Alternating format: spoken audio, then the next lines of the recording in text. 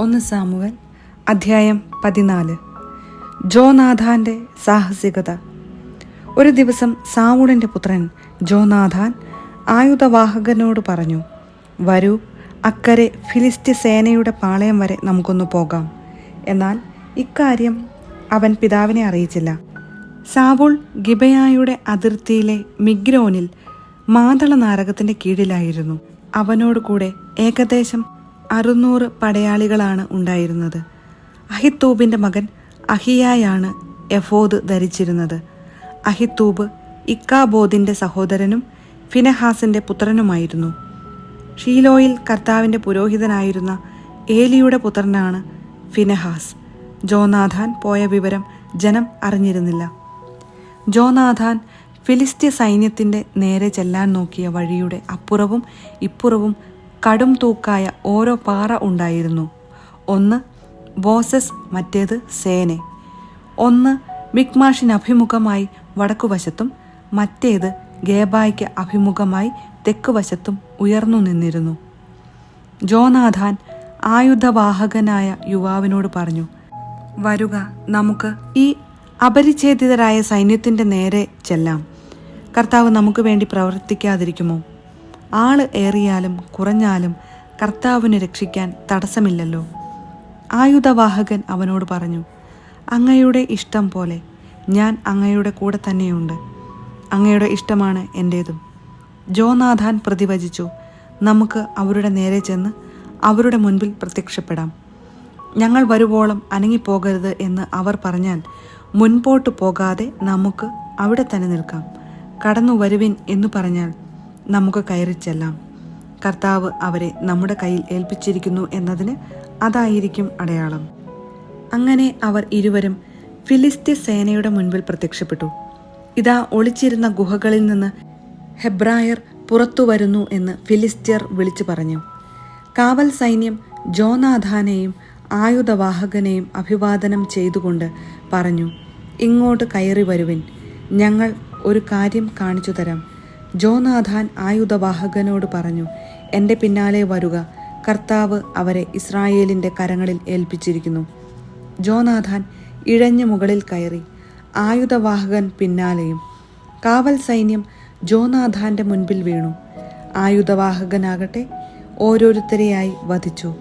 ജോനാഥാനും അവനും കൂടി നടത്തിയ ആ ആദ്യ സംഹാരത്തിൽ 1 ഏക്കർ സ്ഥലത്തിനുള്ളിൽ 20 പേരെ വധിച്ചു. പാളയത്തിലും പോർക്കളത്തിലും ജനങ്ങൾക്കിടയിലും അമ്പരപ്പുളവായി. കാവൽ സൈന്യവും കവർച്ചക്കാരും നടുങ്ങി. ഭൂമി കുലുങ്ങി. അതിഭയങ്കരമായ സംഭ്രാന്തി പടർന്നു. പുരുഷാരം ചിന്നിച്ചിതറി ഓടുന്നത് ബെഞ്ചമിനിലെ ഗിബയായിൽ ഉണ്ടായിരുന്ന സാവൂളിൻ്റെ കാവൽക്കാർ കണ്ടു. അപ്പോൾ സാവൂൾ തന്നോട് കൂടെയുണ്ടായിരുന്ന ജനത്തോട് പറഞ്ഞു, നമ്മുടെ കൂട്ടത്തിൽ നിന്നു പോയത് ആരെന്നറിയാൻ എണ്ണി നോക്കുവിൻ. അവർ എണ്ണി നോക്കിയപ്പോൾ ജോനാഥാനും ആയുധവാഹകനും അവിടെ ഇല്ലായിരുന്നു. ദൈവത്തിൻ്റെ പേടകം ഇവിടെ കൊണ്ടുവരുക എന്ന് സാവൂൾ അഹിയായോട് പറഞ്ഞു. അക്കാലത്ത് ഇസ്രായേല്യരോടുകൂടെയായിരുന്നു ദൈവത്തിൻ്റെ പേടകം. സാവൂൾ പുരോഹിതനോട് സംസാരിച്ചു കൊണ്ടു നിൽക്കുമ്പോൾ ഫിലിസ്ത്യ പാളയത്തിലെ ബഹളം മേൽക്കുമേൽ വർദ്ധിച്ചു. കൈ പിൻവലിക്കുക എന്ന് സാവൂൾ പുരോഹിതനോട് പറഞ്ഞു. അനന്തരം സാവൂളും കൂടെയുണ്ടായിരുന്ന ജനവും അണിനിരന്ന് യുദ്ധസ്ഥലത്തേക്ക് ചെന്നു. ഫിലിസ്ത്യർ പരസ്പരം പടവെട്ടി നശിക്കുന്നതാണ് അവർ അവിടെ കണ്ടത്. നേരത്തെ ഫിലിസ്ത്യരോട് കൂടെ ആയിരുന്നവരും അവരുടെ പാളയത്തിൽ ചേർന്നവരും ആയ ഹെബ്രായർ സാവൂളിനോടും ജോനാഥാനോടും കൂടെ ഉണ്ടായിരുന്ന ഇസ്രായേല്യരുടെ പക്ഷം ചേർന്നു. എഫ്രായിം മലനാട്ടിൽ ഒളിച്ചിരുന്ന ഇസ്രായേല്യരും ഫിലിസ്ത്യർ തോറ്റോടിയെന്ന് അറിഞ്ഞ് പക്ഷം ചേർന്ന് അവരെ പിന്തുടർന്നു. അങ്ങനെ കർത്താവ് അന്ന് ഇസ്രായേലിനെ രക്ഷിച്ചു. ബത്താവന് അപ്പുറം വരെ യുദ്ധം നടന്നു. ഇസ്രായേല്യർ അന്ന് അസ്വസ്ഥരായിരുന്നു. കാരണം ശത്രുക്കളോട് പ്രതികാരം ചെയ്യുവോളം സന്ധ്യയ്ക്കു മുൻപേ ഭക്ഷണം കഴിക്കുന്നവൻ ശപിക്കപ്പെട്ടവനാകട്ടെ എന്ന് സാവൂൾ പറയുകയും ജനങ്ങളെ കൊണ്ട് അങ്ങനെ ശപഥം ചെയ്യിക്കുകയും ചെയ്തിരുന്നു. തന്മൂലം ആരും ഭക്ഷണം കഴിച്ചില്ല. ജനം ഒരു കാട്ടുപ്രദേശത്തെത്തി. അവിടെ തേൻകട്ടകൾ നിലത്ത് വീണ് കിടപ്പുണ്ടായിരുന്നു. കാട്ടിൽ കടന്നപ്പോൾ തേൻ ഇറ്റിറ്റു വീഴുന്നത് അവർ കണ്ടു. എന്നാൽ ശപഥമോർത്ത് അവരാരും ഒരു തുള്ളി തേൻ പോലും കഴിച്ചില്ല. ജോനാഥാനാകട്ടെ തൻ്റെ പിതാവ് ജനത്തെക്കൊണ്ട് ശപഥം ചെയ്യിച്ച വിവരം അറിഞ്ഞിരുന്നില്ല. അതിനാൽ അവൻ കയ്യിലുണ്ടായിരുന്ന വടിയുടെ അഗ്രം തേൻകട്ടയിൽ മുക്കി അത് ഭക്ഷിച്ചു. ഉടനെ അവൻ്റെ കണ്ണ് പ്രകാശിച്ചു. അപ്പോൾ ഒരുവൻ വന്നു പറഞ്ഞു, ഇന്ന് എന്തെങ്കിലും ഭക്ഷിക്കുന്നവൻ ശപിക്കപ്പെട്ടവനാകട്ടെ എന്ന് നിന്റെ പിതാവ് ജനത്തെക്കൊണ്ട് ശപഥം ചെയ്യിച്ചിട്ടുണ്ട്. അവർ ക്ഷീണിച്ചുമിരിക്കുന്നു. ജോനാഥാൻ പ്രതിവചിച്ചു, എൻ്റെ പിതാവ് ഈ ദേശത്തെ കഷ്ടത്തിലാക്കിയിരിക്കുന്നു. അല്പം തേൻ കഴിച്ചപ്പോൾ എൻ്റെ കണ്ണ് തെളിഞ്ഞതു കണ്ടില്ലേ? ശത്രുക്കളിൽ നിന്ന് പിടിച്ചെടുത്ത ഭക്ഷണ സാധനങ്ങൾ ജനം വേണ്ടുവോളം ഭക്ഷിച്ചിരുന്നെങ്കിൽ എത്രയോ നന്നായിരുന്നു. ഫിലിസ്ത്യരെ എത്രയോ അധികം കൊന്നൊടുക്കുവാൻ സാധിക്കുമായിരുന്നു. അവർ ഫിലിസ്ത്യരെ മിക്മാഷ് മുതൽ അയ്യാലോൻ വരെ അനുധാവനം ചെയ്ത് സംഹരിച്ചു. ജനം അത്യധികം ക്ഷീണിച്ചിരുന്നു. അവർ കൊള്ളവസ്തുക്കളായ ആടുമാടുകളെയും കിടാക്കളെയും പാഞ്ഞു ചെന്ന് പിടിച്ച് നിലത്തടിച്ച് കൊന്ന് രക്തത്തോടെ ഭക്ഷിച്ചു. അവർ സാവൂളിനോട് പറഞ്ഞു, രക്തത്തോടുകൂടി ഭക്ഷിക്കുകയാൽ ജനം കർത്താവിനെതിരെ പാപം ചെയ്തിരിക്കുന്നു.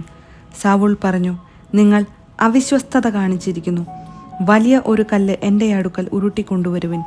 ഓരോരുത്തനും അവനവൻ്റെ കാളയെയോ ആടിനെയോ ഇവിടെ കൊണ്ടുവന്ന് കൊന്നു തിന്നാനും രക്തത്തോടുകൂടെ ഭക്ഷിച്ച് കർത്താവിനെതിരെ പാപം ചെയ്യാതിരിക്കാനും നിങ്ങൾ എല്ലാ ജനങ്ങളോടും പറയുവിൻ. അന്നു രാത്രി ഓരോരുത്തരും കാളകളെ കൊണ്ടുവന്ന് അവിടെ വച്ച് കൊന്നു. സാവൂൾ കർത്താവിനൊരു ബലിപീഠം ഉണ്ടാക്കി. അവൻ പണിയിച്ച ആദ്യത്തെ ബലിപീഠമാണത്.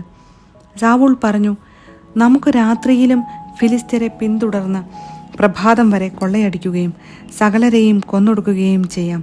അങ്ങേക്ക് ഉചിതമെന്ന് തോന്നുന്നത് ചെയ്യുക എന്ന് ജനം മറുപടി പറഞ്ഞു. എന്നാൽ പുരോഹിതൻ, നമുക്ക് ദൈവത്തോട് ആരായാം എന്ന് പറഞ്ഞു. സാവൂൾ ദൈവത്തോട് ചോദിച്ചു, ഞാൻ ഫിലിസ്ത്യരെ പിന്തുടരണമോ? അങ്ങ് അവരെ ഇസ്രായേലിൻ്റെ കരങ്ങളിൽ ഏൽപ്പിക്കുമോ? എന്നാൽ അവിടുന്ന് അന്ന് അവന് മറുപടി നൽകിയില്ല. സാവൂൾ കൽപ്പിച്ചു, ജനത്തിലെ പ്രമാണികളെല്ലാവരും അടുത്തു വരട്ടെ. ഇന്ന് ഈ പാപം എങ്ങനെ സംഭവിച്ചു എന്ന് അന്വേഷിച്ചറിയാം. ഇസ്രായേലിൻ്റെ രക്ഷകനായ കർത്താവാണേ, ഇതു ചെയ്തത് എൻ്റെ മകൻ ജോനാഥാൻ തന്നെയാണെങ്കിലും മരിക്കണം. ആരും ഉത്തരം പറഞ്ഞില്ല. അവൻ എല്ലാ ഇസ്രായേല്യരോടുമായി പറഞ്ഞു, നിങ്ങൾ ഒരു ഭാഗത്തു നിൽക്കുവിൻ, ഞാനും എൻ്റെ മകൻ ജോനാഥാനും മറുഭാഗത്തും നിൽക്കാം. നിന്റെ ഇഷ്ടം പോലെയാവട്ടെ എന്ന് ജനം പറഞ്ഞു. സാവൂൾ അപേക്ഷിച്ചു, ഇസ്രായേലിൻ്റെ ദൈവമായ കർത്താവെ, ഇന്ന് അങ്ങയുടെ ദാസനോട് ഉത്തരം പറയാത്തതെന്ത്? ഈ പാപം എൻ്റേതോ എൻ്റെ മകൻ ജോനാഥാൻ്റേതോ ആണെങ്കിൽ ഇസ്രായേലിൻ്റെ ദൈവമായ കർത്താവെ, അങ്ങ് ഉറീം കൊണ്ടും ഇസ്രായേൽ ജനത്തിൻ്റേതെങ്കിൽ തുമ്മീം കൊണ്ടും അടയാളം കാണിക്കണമേ. ജോനാഥാനും സാവൂളും കുറ്റക്കാരായി കാണപ്പെട്ടു. ജനം രക്ഷപ്പെട്ടു. സാവൂൾ പറഞ്ഞു, എൻ്റെയും എൻ്റെ മകൻ ജോനാഥാൻ്റെയും പേരിൽ കുറിയിടുവിൻ. കുറി ജോനാഥാൻ്റെ പേരിൽ വീണു. സാവൂൾ ജോനാഥാനോട് ചോദിച്ചു, നീ എന്താണ് ചെയ്തത്? എന്നോട് പറയുക. ജോനാഥാൻ പറഞ്ഞു, എൻ്റെ കയ്യിലുണ്ടായിരുന്ന വടിയുടെ അഗ്രം മുക്കി അല്പം തേൻ ഞാൻ രുചിച്ചു. ഞാനിതാ മരിക്കാൻ തയ്യാറാണ്. ജോനാഥാൻ, നീ വധിക്കപ്പെടുന്നില്ലെങ്കിൽ ദൈവം എന്നെ ശിക്ഷിക്കട്ടെ. അപ്പോൾ ജനം സാവൂളിനോട് പറഞ്ഞു, ഇസ്രായേലിന് വൻ വിജയം നേടിക്കൊടുത്ത ജോനാഥാൻ മരിക്കണമെന്നോ? അത് പാടില്ല. കർത്താവാണേ സത്യം, അവൻ്റെ തലയിലെ ഒരു മുടി പോലും നിലത്ത് വീണുകൂടാ. അവൻ ദൈവേഷ്ടമാണ് ഇന്ന് പ്രവർത്തിച്ചത്. അങ്ങനെ ജനം ജോനാഥാനെ രക്ഷിച്ചു. അവൻ വധിക്കപ്പെട്ടില്ല. സാവൂൾ ഫിലിസ്ത്യരെ പിന്തുടരാതെ മടങ്ങി. ഫിലിസ്ത്യരാകട്ടെ തങ്ങളുടെ സ്ഥലത്തേക്ക് പോയി. ഇസ്രായേലിൻ്റെ രാജാവായതിനു ശേഷം മൊവാബ്യർ, അമ്മോന്യർ, ഏദോമ്യർ, സോബ രാജാക്കന്മാർ, ഫിലിസ്ത്യർ എന്നിങ്ങനെ ചുറ്റുമുള്ള ശത്രുക്കളോടെല്ലാം സാവൂൾ പൊരുതി. അവൻ ചെന്നിടങ്ങളിലെല്ലാം വിജയം വരിച്ചു. അവൻ അമലേക്യരോടും വീറോടെ പൊരുതി ജയിച്ചു. ഇസ്രായേലിനെ കവർച്ചക്കാരുടെ കരങ്ങളിൽ നിന്നും മോചിപ്പിച്ചു. സാവൂളിൻ്റെ പുത്രന്മാർ ജോനാഥാനും ഇഷ്വിയും മൽക്കിഷ്വയുമായിരുന്നു. പുത്രിമാരിൽ മൂത്തവൾ മേരബ്, ഇളയവൾ മിഖാൽ. അഹിമാസിൻ്റെ മകൾ അഹിനോവാം ആയിരുന്നു സാവൂളിൻ്റെ ഭാര്യ. പിതൃ സഹോദരനായ നേറിൻ്റെ മകൻ അബ്നേർ സേനാപതിയും. സാവൂളിൻ്റെ പിതാവ് കിഷും അബ്നേറിൻ്റെ പിതാവ് നേറും അബിയേലിൻ്റെ പുത്രന്മാരായിരുന്നു. സാവൂളിൻ്റെ ഭരണകാലം മുഴുവൻ ഫിലിസ്ത്യരുമായി ഉഗ്രയുദ്ധം നടന്നു. ശക്തരും ധീരരുമായവരെയെല്ലാം അവൻ തന്നോടുകൂടെ ചേർത്തിരുന്നു.